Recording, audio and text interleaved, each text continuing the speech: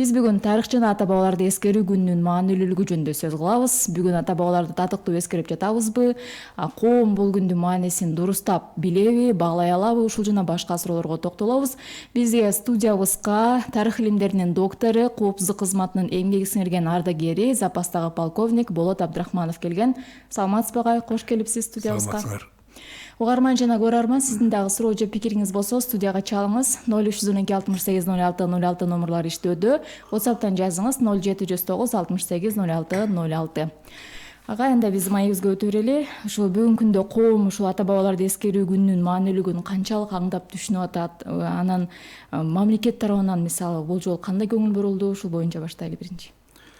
Эми биринчиден силер ушул маани берип, ушу эстеп чакырганыңарга чоң рахмат. Ушу жыл сайын ушул күнү көп журналисттер, илимпоздор, окумуштуулар ушурекин эстеп талкууга коюшат. Анан азыр ушу силер айткан суроого жооп бергенде мен бир четинен ушу силер ушул маани берип чакырганыңарга ыраазычылыгымды билдирип атам. Экинчиден силердин сурооңорго айткандай канчалык коом ушуга көңүл буруп атат, канчалык бийлигибиз көңүл буруп атат деп атпайсызбы? Коомчулук көңүл бурат. Мына мен мисалы өз пикиримди айтсам, ушул аянкы күндөрү ушу бир ай мурун эле ушул күнгө даярданып, көп жерлерге, өзгөчө окуу жайларына, университеттерине ушул 2 күн жөнүндө эстеп, тактап айтканда ушу репрессиянын таасири, репрессиянын ушул себептери жөнүндө чакырганда караганда, мен ойлойм ушул 2 маани берилип атат да. Бирок ошол эле учурда бийлигибиз ушуга көңүл бурганы канчалык ушу деңгээлде буруп атат деп өзүмө суроо берсем, ойлойт элем ушу бийлигибиз деле ушул 2 маселеге көп көңүл бурбай атат, тилекке каршы. Мен мисалы бир эле мисал келтирип кетейин. Мисалы мына ата бейитти биз ушул мурунку союз учурундагы мамлекеттерден ушу биринчи болуп бүгүнкү күнү бизден башка республикалар ушул 2 биринчи жетекчилер 38-жылкы баягы атып салып жашыруунга ушу көмгөн жерин биздин эле ушу Кыргызстанда 91-жылы мына июнь айында табылган. Баары жарыялап, мынакей ошо биздин жазуучубуз Чыңгыз Төрөкулович Айтматов ушул 2 жерге баягы көмүү сөөктөрдү көмөз эми болгондо ушул жерде ата бейит деп атап, ошол жер мына СНГ боюнча ушул бир эле жер. Бирок ошол эки жердин акыбалы бүгүн мына ошол эгерде ушул жылы 31 жыл деп коелу, ошол жерде табылган 31 жылдын ичинде биринчиден ушул 2 жерди музей комплекс кылып 11 жылдан кийин курду. Андан кийин мына дагы 20 жылдан берки музейдин акыбалы менен гана карасаңар, музей ушу 20 жылдан бери бир жолу дагы ремонт болгон жок. Хотя ушул 2 жерге мынакей азыр тарыхый мамлекеттик мемориалды атап коюшту. Ал жерге кийин мынакей ошол эле Чыңгыз Төрөкулович Айтматовдун сөөгү коюлду. 10-жылы апрель баягы революциянын курман болгон жигиттердин сөөктөрү жатат, бала бейит деп коюлду. Андан кийин 16-жылы мына Үркүндүн мемориалы коюлду. Жакында болсо мына Баткенде каза болгон жаш жоокерлердин сөөктөрү коюлду. Негизи бул Кыргызстан үчүн аябай ыйык жер болуп баратат да, бар ыйык жер. Бирок мындай караганда азыр баягы өкмөттүн буйругу менен даже официалдуу Кыргызстанга келген делегациялар, баягы урматтуу коноктор ошол жерге барып таазим кылып ошол жерге гүл коюшат да. Ошол гүл койгон жерине чейин конокторду алып барат. Ары музейине көп киргизбейт десеңер. Эмне дегенде 20 жылдан бери музейдин акыбалы ичинде Оңдоо чын элек. айтканда оңдой элек. Ошол эле учурда мисалы ошол кошуна башка мамлекеттерди карагыла, ошол Казакстан, Өзбекстан, ал жерде биринчи алардын жетекчилерин боюнда репрессия кылган жерин табылган жок. Бирок ошол репрессияга карата музейлерин акыбалдарын карасаңар, аябай мындай маани берилгени көрүлүп турат да. Ушунчалык чоң, ушунчалык мындай жакшы маани менен курган. Биздикин карасаңар, ушул музейдин биринчиден кызматкерлерин дагы зарплаталары, мисалы ошолордун саны дагы, мисалы ошолор көңүл бурулбайт да. Көңүл бурулбаганы 20 жылдан бери бир да экспонат ошол жерде жаңырылган жок. Бир жолдо ремонт болгон жок. Ошол эки музейдин ичинде кышында шарт жок, ал жерде муздак. Элдер көп келет. Мен мына кубандыкканым, кээ бирде мен чакырганда барсам, ушу жаш балдар жүрөт, мектептин мугалимдери алып келет экен. Ошол жердин баарын кыдырышып, аябай көрүшүп, байкуштар таасири чоң да. Бирок киргенде мен баягында жакында ушу музейдин кызматкерлери менен маектешип калсам, кээ бир чет мамлекеттеги келгендер келип музейдин ушул акыбалын көрүп, анан ары 100-200 метр жерде жанагы ата бейит башталган жана сөөктөр чыккан жанагы мешит турат да, ошол жерде саркофаг кылып койгон. Ошол 20 жылдан бери ошол мешитке бараткан жана тепкичтердин баары урап, саркофагдын жана айнектеринин баары сынып, кээ бирөөлөр эле барып алып, көрүп алып, аябай капа болуп атышат. Ушул экиге көңүл бурулбаганы. Мына бир эле айтып коеюн. Мен кээ бир чоңдорго айткам, силер бир жылда барып, гүлдү коюп анан качып кетип каласыңар депчи. Эмне үчүн 20 жылдан бери ушул эки жерге көңүл бурулбайт? Эмне үчүн ушул эки жерге мына азыркы келген жаңы ушу музейдин комплекстин директору ушул жерге эчак уже бир жакшы комплекс курса болот эле деп чуркап жүрөт. Бирок чоңдор каражат жок дейт да. Музейге келгенде, тарыхка эстегени келгенде эмнегедир ушу мамлекеттин дайыма каражаты жок болуп калат. Түшүнүктүү, бул абдан чоң эске ала турган маселе болуп жатат. Чынында бизди угуп жана көрүп жаткан ушул өкмөттүн өкүлдөрү эске алат деп ишеничте бололу. Ага эми ушул 37-38 жылдардагы саясий репрессиянын курмандыктарынын сөөктөрүн табылышы боюнча айтсак, мисалы сиздин ушул табылышына сиздин салымыңыз чоң болгон. Мисалы Бүйбайыр апанын баалуу маалыматы 90-жылы гана айтылып жатат, Андан кийин бийлик эгемендик алары анык болгондон кийин киришип сөөктөр аныкталган деп айтылып жүрөт. Сиз бул процесске аралашкансыз. Маалымат айтылгандан кийинки иштер кандай жүрдү эле, баяндап берсеңиз. Эми муну башын айтсак, негизи Горбачев ушу Союз ураарынын астында жетекчи болуп келгенде, ал баягы өзүңөр билесиңер, демократияга көңүл бурам деп, кайра курулуш, ачык айтыш деген ушундай жакшы терминдерди киргизип ошолорду ишке иш-чара көрө баштабады. Ошондо көп процесстер башталды да. Негизи Союз боюнча, Кыргызстан боюнча да ошондо көп баягы тарыхыбыздагы башыбыздан өткөн көп кайгылуу тарых барактары айтылбаган, баягы жабык десек, ошол экилердин баары тең козголо баштады да. Аны көргөн, сезген ушу Бүбүр эже баягы атасынын көз жумарды айтып кеткен аманаты бар болчу. Ошол балам жанагы жерде чоң бир сыр жатат, убактысы келсе, ошону айткын эмне дегенде, ошол жердеги жаткан кишилердин балдары билиш керек. Аны издегендер көп болот деп. Көп болгон эле ошол эле биздин мына жазуучубуз Чыңгыз Төрөкуловичти билесиңер, ата жаткан жериңиз кайда деп жазып жүрөт. Анан ал эже ушу Горбачев келгенде ошол эки процесстерге көңүл буруп, гезиттерден, телевизордон окуп, ушул убакыт келген экен. Эмне дегенде, ушул эле Москвада центральный баягы гезиттерде ошо репрессиялар жөнүндө сөз башталат, уже козголо баштайт. 89-жылы Горбачевдун указы чыгат, ушул экилерди сөөктөрүн издегенге активдүү иш башталсын, ушул кайра актоо процесстери, жумуштар башталсын деген атайын Москвадан указ чыгат. Бүт баарына тиешелүү болуп. Анан ошол билип туруп эже бул жерде аракет кыла баштайт.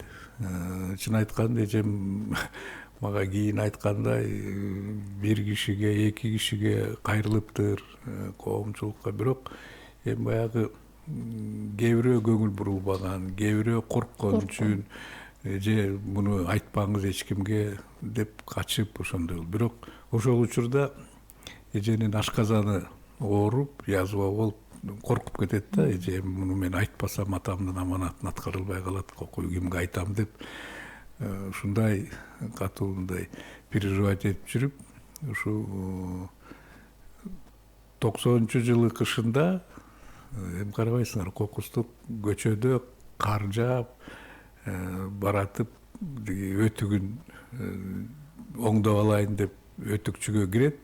Кирсе ошол жерде университет бала сагында иштеген Байтерекова деген эжей дагы өтүгүн оңдойн деп кирип калат дагы. Ушундай ситуацияларда көп болот да. Тааныбаган эки киши ушундай жерден убактысы болсо мындай ачылышып сүйлөшүп калат да. Мындай психологически ушундай бир момент болот. Экөө бири-бирин билбейт, тааныбайт, бирок ошол жерден өтүктөрүн оңдоткончо убактыны бир өткөзөлүк деп бири-бири менен таанышат. Ошондо бир эже тиги Байтерекова эжеге кабатан көрүп ушул бир жүрөгүмдө бир кыстаган сырымды айта албай жүрөт элем деп эметет да, айтат.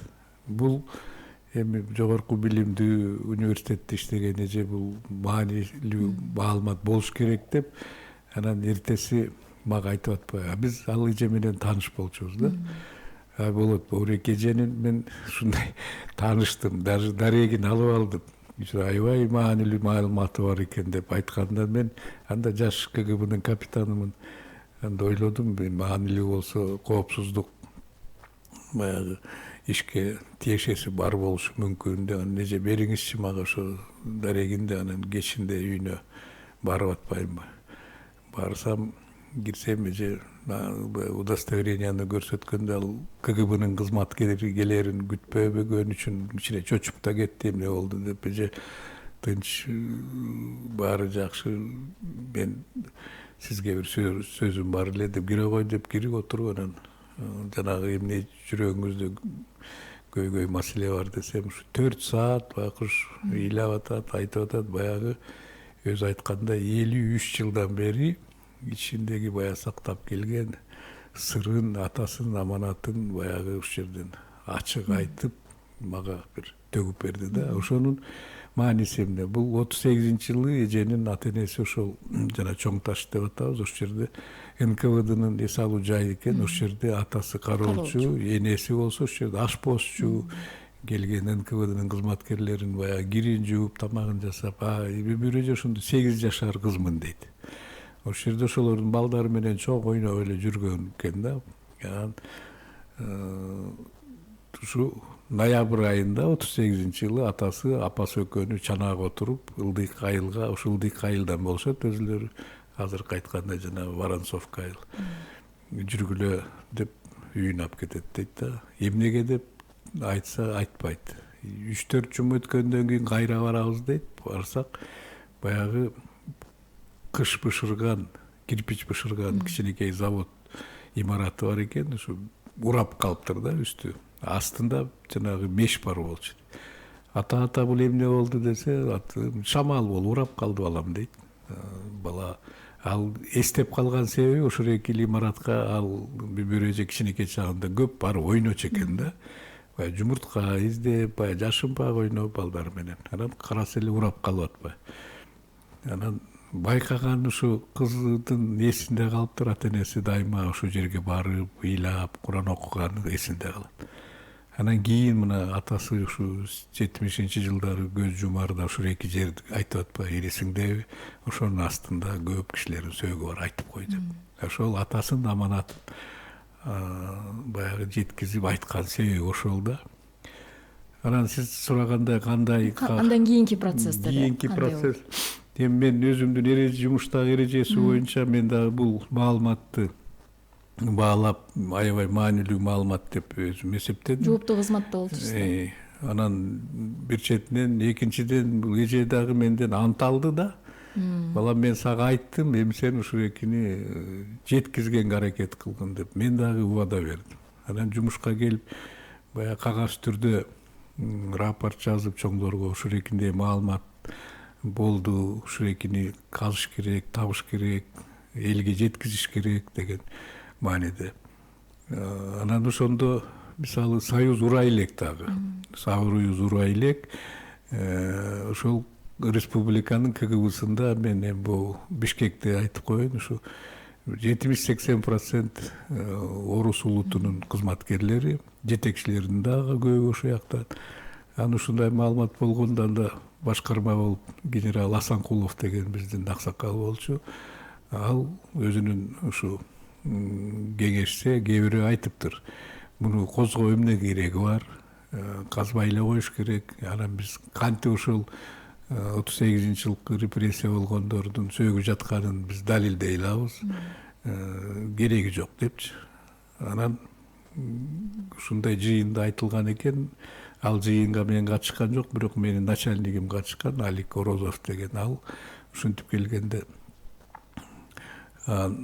мен жаштыгымды баягы салып, баягы жок казыш керек эмне дегенде, ошондо жана айткандай ачык айтып болуп КГБ органдарын катуу сындай баштаган да. Особенно диги Москвада булар ушундай орган болгон деп. Анан бизди мына күнөөлөп атат. Бул деген биздин жасаган эмеспиз. Илгерки НКВД биз азыркы муундар, ушу КГБнын муундары, биз андай ишке эч качан барбайбыз деп далилдеш үчүн ушуну биз өзүбүз табалык. Бизге ушул маанилүү. Коомчулукка ошон жеткизелик деп көгөрүп туруп алдым. Анан бир чети бар. Эстесеңер 90-жылы Ошто жана кан төгүлгөн. Анан 91-жылы жазында бир жыл болуп калды. Ошого дагы кайра көңүл буралык, бир чатак чыгып кетпесин деп көп көңүл ошо жака бурулуп, жетекчилер ошо командировкага кеткен учурда мен декабрда 90-жылы эже менен жолуккам да бир эже менен. Анан кыш, кар, эже жанагы жерди жазында көрсөтүп бере аласызбы деп сурагам да, Нова деген. Анан ушу жазга чейин мен камынып жанагындай рапорттарды жазып, анан кантип далилдесем мен дагы деп. Анан ошол Бала Сагын университетте Москалев Михаил Иванович деген кыйын тажрыйбалуу археолог иштейт экен деп уктум. Ошол кишиге барып баягы четин чыгарып айттым да, Михаил Иванович, мен жүргүз бир жерге апарайын, ошол жерде көрүп бериңиз. Ошол жерде бир чоң сыр жатат деп жумуштан алып күрөктөрүбүздү салып алып, анан барып жанагы жерге ага чейин бир эже апрелде апарып эжени көрсөтүп келген жанагы жердичи. Ошол бир кызык моменти ушул эки жерде. Апрель, 91-жылы апрель, эже айттым, жүрү баралык деп, жүрү деп. Көк шүбер болуп калды, сонун аба-ырайы турат. Менин оюмча ушу 31-апрель 91-жыл. Машинеге салып алып барганда, жакындаганда эженин толкундаганын көрүп алыңыз. Бак эже чуркайттым эле. 53 жылдан бери келе келем ушул жерге. Анан аябай эсинде калыптыр. Айтат, мына бул жерде Лоцманов деген НКВДнын төрагасынын коттеджи деп көрсөттү. Бул жерде болсо ошолордун столовый, бул эки жерде деген алардын башкалары жаткандар. Бул эки жерде атам иштеген, энем иштеген жерде мында айланып жүрөт, анан бактын бир бурчунда. Бул жерде ушу кароолчунун кичинекей үйү деп көрсөттү. Эчтеке калбаптыр, кичинекей эле таштар. Бирок ушул жерди чотко көрсөттү. Ошол жерден түндүк жака бир 200 метр жерде жанагы 5 турчуда жүрүчү баралык деп барсак, чөп өскөн дөңдөр, касы дөң экенин билбейбиз. Эже дагы өзү кичине толкундана баштады. Касы жер болду экен деп ушинтип дөңдөрдү басып жүрсөк, анан бир сынган эски кирпичти көрүп калдык. Анан ошол жерде эле деп отура калды. Ошол сынган жанагы кирпич заводдун сыныктары ушкен, ушул жер экен деп эле отурдук. Анан отура калып Куран окуп, эжеми болду, эми калганын мага коюңуз деп үйүнө жеткиз. Анан археолог Москалевду таап келип жанагы жерди көрсөтсөм, ушу 1-2 жерди казып туруп эле, экинчи, үчүнчү казган жерден бир 20 сантиметрден кийин эле адамдын баш сөөгү чыкты да. Баш сөөгү чыгып болгондо дагы баш сөөктүн бир жагында Oktun girген bir жагына чыккан эки тешиги көргөндө эле ошол экен деп түшүндүк да. Ошону тапкандан кийин уже мен кайра чоңдорго барып таптым жердим, ошол жерде деп көгөрүп турган Асанкуловду жүрү балам өзүң көрсөтчү мага деп эртең менен эрте мени машинесине салып алып келип жанагы жерди казып кайра көрсөтүп жана сөөктү. Куран окуп баштасаңар баштагыла деп анан буйрук берген да. Баштаганда да өзүңөр баштабай жанагы телевидение журналисттин баарын чакыргыла ошол эки жерлер көрсүн, алар баягы кабар берсин деп өзү болсо Акаевка ушу маалыматты жеткизди да. Анан ошол июлдун ортосунда мына 31 апрелден ушу июлга чейин ушу даярдоо жумуштары өтүп, анан июль айында 2 жуманын ичинде биз ошол жумушту бүтүп 138 кишинин сөөгү ошол жерден чыкты. Ар бир сөөктө жанагындай атылган, башка атылган тешиктер, онго жакын сөөктүн алтын тиштер. Кийин мен Абдрахманов, Жусуп Абдрахмановдун Ленин эже менен сүйлөшүп жолугсам, айтты, мен атамдын алтын тиши бар болчу деп. Бул эмнени көрсөтөт? Бул 30-жылдары биринчи жетекчилердин тиштери бар экен да, ошондой алтын көрдүңүзбү? Экинчиден 34-35 жылкы тыйындарды таптык. Дедик, туура багытта баратабыз. Үчүнчүдөн эң уникалдуулугу бул жерде ушул археологический уникалдуулугу ушу жана 137 кишинин сөөгүн далилдеп аты жөнүн бул уникалдуулугу эң түбүндө жана мештин түбүндө кагаздын өкүмү чыкты да. Өкүмү, обвинительный заключениеде орусча жазылган. 5 ноябрда 58 статья менен Жусуп Абдрахманов атылсын деген. Өкүмү да, тиякта Лоцмановдун колу. Эртеси Төрөкул Айтматовдун атылсын деген өкүмү чыгып атпайбы. Дагы бир күнү Абдрай Абдрахмановдун өкүмү чыгып атат. Булар кошо эле көмүп салышканбы ошо кагаз менен? Ошол кошо көмүлүп атпайбы. Булар анан биз элестетип атабыз да. Жанагы мештин эң түбүнө чыгып табылып атат. Эмне дегенде ошол кийин мен окумуштуулардан сурасам, ал жерге баягы абада жеткен жок, сууда жеткен жок, чириген жок да. Биз ылдыйлаган сайын баягы кийимдердин фрагменттери чыгып атты. Чирибеген, өттүктөр чыгып атты. Баягы Сталин кийген болгондой военный фуражкалар чыгып атты. Ылдыйлаган сайын ошолор сакталыптыр 53 жылдан бери. Үстү жалгыз эле сөөктөр ылдыйлаган сайын ошондой чыгып атат. Дагы ушул эки чыккан кийимдин фрагменттери менен ошол жерде жаткан социалдык бир эмени көрүнүштүү адамдарды айтсак болот эмне деген чапандар чыгып атат, фуфайкалар чыгып атат, гимнастеркалар чыгып атат, көз айнектер чыгып атат, жанагындай фуражкалар чыгып атат. Анан ылдый жакта менимче кийин ойлосок биринчи партия болуп Фрунзеде түрмөдөн аткандарды бир 10 чактыны бир атып, ошондо жана машинеге жүктөп, үстүн брезент менен жаап, кечке маал ошо айдап барып ошол жерге партияны көмөт. Көмгөндө кандай биз мына көрүп баягы жүрөгүң ооруйт да, жөн эле тыштай берген да, Анан кичине көмүп коет. Эртеси күнү кайра ошентип жанагы печка толгончо ошентип 138 кишини эметкен. Анан жана документтерди алгандан кийин, фамилияны көргөндөн кийин ал официалдуу документте өзүңөр билесиңер, ал жерде жана номерлер болот да. Ошол экини уже чоңдорго көрсөткөндө алар уже архивден караса, ошол документтердин копиясы бир папкада жатат дейт. Бир папкада ошо 137 кишинин фамилиясы, биз тияктан тапкан сөөктүн саны 138 болуп атпайбы, көрдүңүзбү? Бир сөөк ашык болот. Аны билбейбиз. Эмгиче менден сурайт, мен билбейм. Же бир случайный бир күбө болуп чыгып калган кишиби, же түрмөдөн атып тиги анан списокко тийбей калды. Бирок кимдин сөөгү экенин билинбейт да. Бирок мына 137 кишинин сөөгү ошол жерде экени далилденди да. Мына уникалдуулугу ушул болду. Анан 91-жылы августтун 30-унда кайра көмү аземи болду. 31-жылы 31 августта эгемендик жарыяланды. Көрдүңөрбү? маанилүүлүгү окуянын. Агай ушул сиз анан ушу Кыргызстандагы саясий репрессиянын курмандыктары деп аталган 10 томдук китебиңиз чыкты. Анда ушул 20 миң адамдын өлгөнү анык деп жазылганда, чыныгы сан мындан да айырмаланышы мүмкүнбү?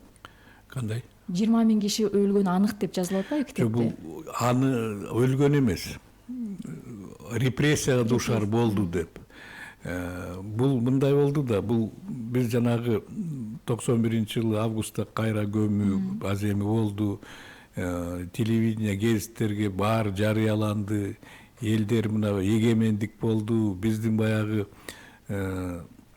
жашыруун тарыхтын барактары ачыла баштады деген бир ишенич адамдарда пайда болду. Анан жанагындай репрессия дуушар болгондордун сөөгү табылды дегенде Кыргызстандын ар бир үй бүлөсүндө репрессия болгон да. Анда эмесе биздин атабыз кайда?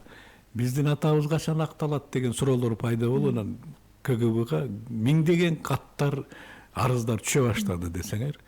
Анан ошондо мени башкарма чакырып, болот эми сен өзүң тиякты каздың, эми өзүң ушу жумуш менен алек болосуң деп мени ошол участокко дайындады да. Анан ошондо биз актоо реабилитация жумушун катуу активдүү баштаганбыз. Биринчиден алып келген жанагы каттарга жооп берип, ал мисалы ошонун диги атын жазган автордун атасын издеп деласын ага жооп берип, канчанчы жылы акталды, актала элек болсо да, ошо акталуу жумушу ошондо активдүү башталган. Миңдеген киши ошондо акталды, 8 миңге жакын акталды да. Анан ошол учурда эгерде азыр ушу 91, 92, 93 жылдардын азыр Советтик Кыргызстан гезитин карасаңар, ушул эки жумасына бир жолу бир гезиттин аягына биз ушу тизмени баса баштадык. Редакцияга берип, мынакей бул кишилер акталды деген. Анан ошол тизмелерди бир 4-5 жыл жасап, анан биз кичинекей 2 китепче чыгардык ушу 96-97 жылы. Ушул орусча айтканда восстанавливаем справедливость. Ал жерде ошол эки репрессия дуушар болгондордун 8 миң кишинин тизмеси батты да. Анан ар кандай себептер менен, мисалы мен дагы башка жерге которулдум. Анан айланып келип 12-13 жылы КГБга институттун жетекчиси болуп келип, баягы жумуш бүттүбү деп архивке кайрылсам, тилекке каршы ал жумуш бүтпөптүр. Анан мен ошол 13-жылдагы жетекчи КГБнын жетекчисине кайрылып, ушу жумушту баштасак кайра болот эле, бүтсөк болот эле деп кайрылып, мага уруксат берип, кайра архивке ушу жумушту соңуна чыктык да. 14,5 миң архивдик ишти где-то бир 3,5-4 жылдын ичинде баарын электеп, ошо ичиндеги баягы жазылган репрессияга дуушар болгон кишилердин тизмесин, туулган жылын, туулган жерин, улутун, кайсы жерде иштеген, эмне болуп, ким болуп иштеген, жашаган, канчанчы жыл репрессия дуушар болгон, атылганбы же түрмөгө кеткенби, же диги жанагы ссылка деп коет, ошол жака кеткенби, анан канчанчы жылы акталган, ошол эки маалыматтарды чогултуп атып, ошо жана 3,5-3 жылдын ичинде топтоп бүтсөк, ошол 20 миңдин тегереги болду да. Анан ошол экини мына 2020 жылы ошол экини баарын тең реттеп, алфавитте түрдөчү, анан пока каражат издеп, каражат жок, чын айтып коеюн, эгерде сурайын десеңер, каражат эч ким берген жок. Мен өзүмдүн каражатыма болгону 100 нусканы чыгардым да. Анан 20-жылы ошону чыгардык. Анан азыр ошол эки 10 томдукту анализдеп көрсө, бул аябай кызык чоң материал болуп атат да, особенно илимпоздорго, тарыхчыларга. Бүгүнкү күнү ушу биринчиден кишинин санын эч ким билчү эмес, репрессия болгон. Бая бир 20 жыл мурун академик Пласких 40 миң деп коюптур. Даже китептерде, тарых китептери ушу 40 миң деп жүрөт. Ал туура эмес болду да. Мына биз ал Пласких бишчилап архивде отурган жок да, ар бирөөнү карап. 20 миңдин тегереги гана болду. Биринчиден. Экинчиден, ошо Кыргызстанда жашап аткан 55 улуттун өкүлдөрү бар экен. Арасында. Эң көп репрессия болгон бул кыргыздар. 8.000-ге жакын кыргыздар экен. Экинчи орунда орустар, андан кийин уйгурлар болуп кетет, өзбектер болуп кетет, немис, поляктар болуп 55 улут. Ар бир мына мен мисалы азыркы жаштарды сураса билбей, Кыргызстанда азыркы күнү канча айыл бар да, мисалы 800дөн ашык айыл бар экен. Биздин жана 10 томдукта 738 айылдын тургуну жашап репрессия болуптур. Ар бир бүгүнкү күнкү область, 7 областыбыздын тургундары ар бирүнө мынакей жашынан карысына чейин, мына мектепте окугандан 90 чалга чейин аял, эркек.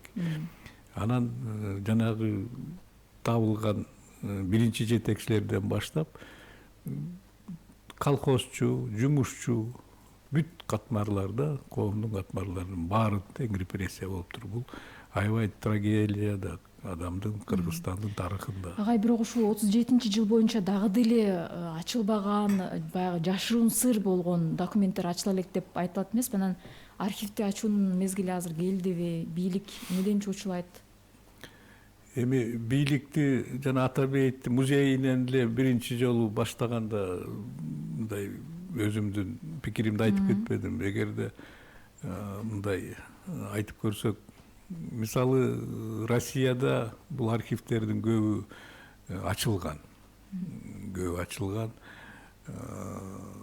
Жана 10 том деле ушу КГБнын архивинин негизинде мындай ачылган эме бир ачылды деп баарына жарыялаган жок. Бул коопсуздук комитети мага окшогон кызматкерлери өзүлөрү иштеп ачтык да. Бүгүнкү күнү туура баягы коомчулукка ачып койгону жок. Мен андан да алысмын ачып коет деп. Ачып коюш керек деп да айта албайм. Эмне дегенде коопсуздук кызмат деген бүткүл дүйнө боюнча ал жерде өзүнүн сырлары болот. Эгерде бирөө баягы мындай элестетип атса, баягы КГБнын архивине каалаганыңар келе бергиле деген, ал бул коомчулуктун баягы китепканасы эмес да. Бирок ошол эле учурда муну тереңирээк изилдеп, ошо кызыккан мисалы тарыхчылар сураса ошолорго уже кичинеден ачып, кээ бир маалыматтарды көбүрөөк берсе, мүмкүн уже болот эле деп ойлойм. Учур келди деп ойлойм да. Мисалы ошол эле эменин негизинде ушул мен жана 10 том деп атпаймынбы? 10 томду болгон 100 нускасы, ошо 100 нусканы мен таң калдым. Баягы бет ачар болгондон кийин Америкадан баштап каттар келе баштады. Германиядан келди, Белоруссия, мына Украина, башка кошуналарды айтпай эле коюңуз. Польшадан келди, Германиядан келип атат. Ошол бизде мисалы поляктар барбы ушул китебиңерде деп. Анан мен карап көрсөм да 700-гө жакын поляк бар экен. Мисалы ошол экили ушу Польшанын тарыхы, Кыргызстандагы ушу поляктар жашагандардын тарыхы деп ошол экиге кирип өзүнчө изилдесе, өзүнчө бир эмгек болгон турат. Эмне үчүн мисалы бүгүнкү күнү мен айтып атам, жана 20 миңдин 3-чү эң көп репрессия душарылган уйгурлар да.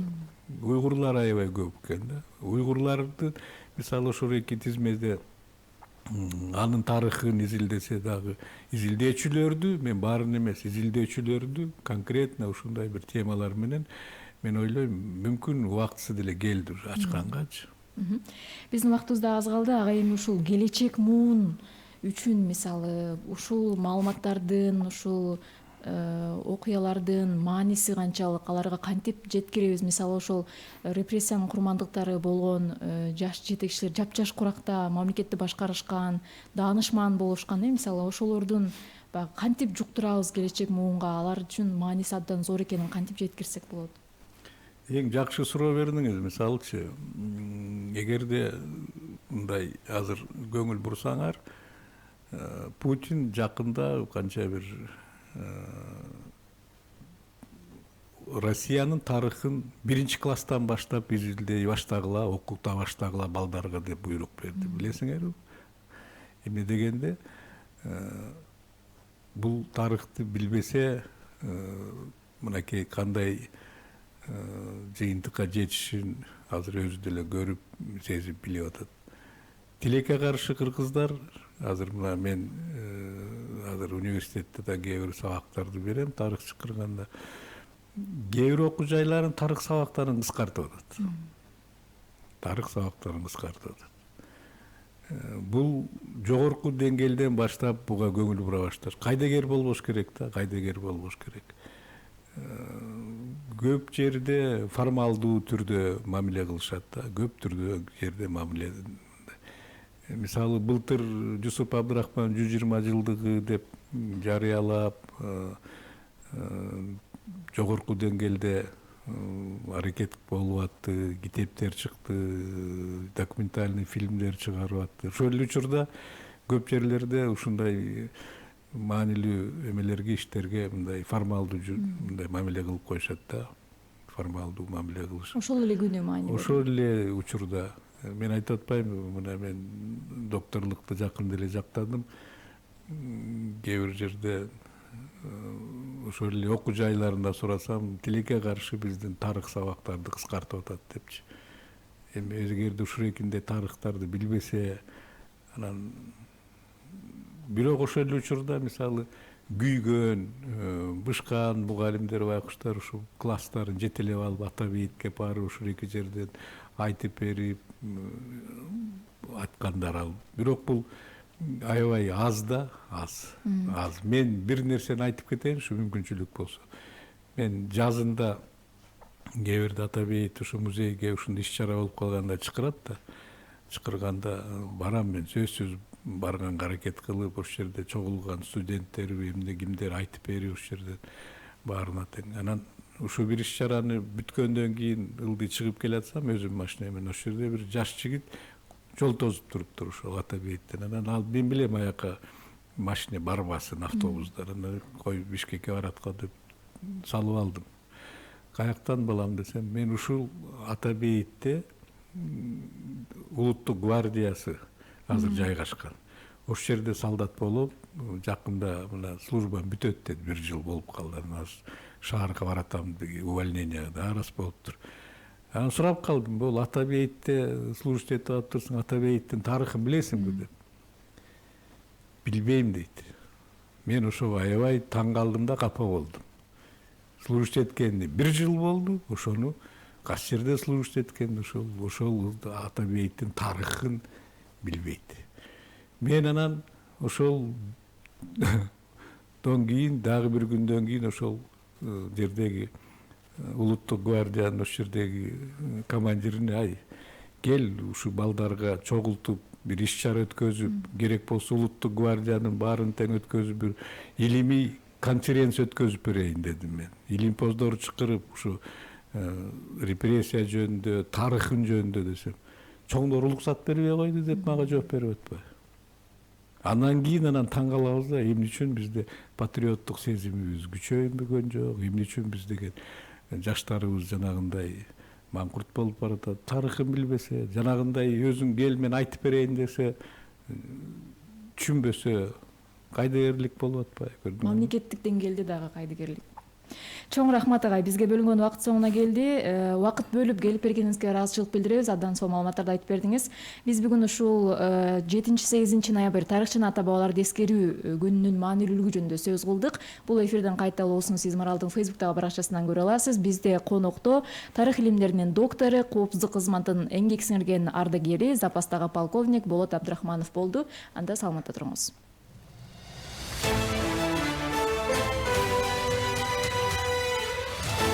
Коом, саясат, экономика, маданият. Бул биздин турмуш. Жашоо агымынан артта калбай, күндөлүк жаңылыктарды, коомдогу ар кыл окуяларды бул программадан талдайбыз. Иш күндөрү саат 8:20 баштап, күн чабыт.